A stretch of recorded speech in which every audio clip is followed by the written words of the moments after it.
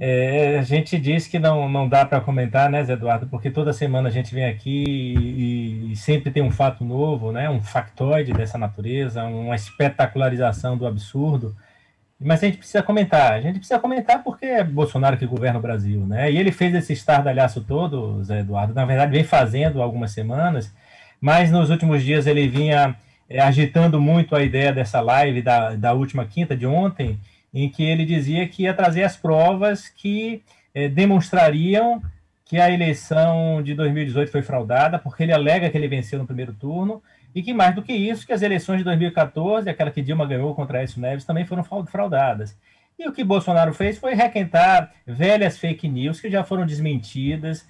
Na verdade, uma desmoralização completa, um absurdo completo, uma tristeza completa esse país, Eduardo, porque a gente tem um sistema eleitoral e urnas eletrônicas que são efetivamente confiáveis. O modelo de eleição no Brasil é um modelo que inspira o mundo todo. As urnas são auditáveis, é preciso a gente insistir nisso, porque o eleitor talvez não saiba, o ouvinte que está nos escutando pode às vezes acreditar que apenas o voto impresso é que é auditável, e não é verdade. Na verdade, o voto impresso é um voto que está mais sujeito à fraude.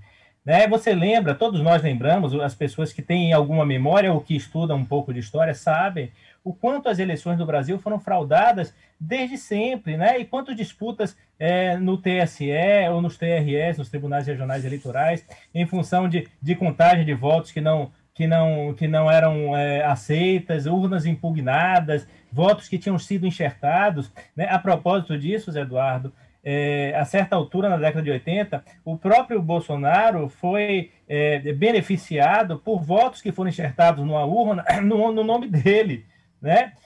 Uma situação em que se apontou a fraude, lá quando ele foi deputado, quando ele começou a ser eleito deputado, ele veio desde 88, ele foi eleito vereador em 88, depois ele foi deputado, depois logo foi deputado, e desde então não deixou de ser deputado. Então, urnas que tinham sido enxertadas com voto físico em Bolsonaro e que depois foram impugnadas. Ou seja, quando a urna eletrônica chegou, né, não é que ela resolveu os problemas da fraude, a fraude pode efetivamente acontecer, mas nenhuma fraude foi constatada desde 1996, quando as urnas eletrônicas foram implantadas no Brasil e vem fazendo sucesso e vem orgulhando este país que no mesmo dia ou no dia seguinte conhece o seu presidente, o seu prefeito, o seu governador, os seus vereadores e deputados. Né? Isso é um orgulho que dá para a gente. Então, o Bolsonaro criou esse factório todo porque, na verdade, a gente precisa conhecer o método do bolsonarismo. O método dele é levar essa situação até 2022, porque ele provavelmente, por hoje, se fosse hoje a eleição, ele perderia. Nós não sabemos o que vai ser em 2022, estamos ainda longe da eleição, né? Muita coisa pode acontecer, mas se fosse hoje, ele perderia a eleição, e ele tem clareza de que ele não tem coisa melhor a apresentar ao Brasil do que ele já apresentou até agora, então muito provavelmente ele vai naufragar, vai fracassar de forma retumbante em 2022,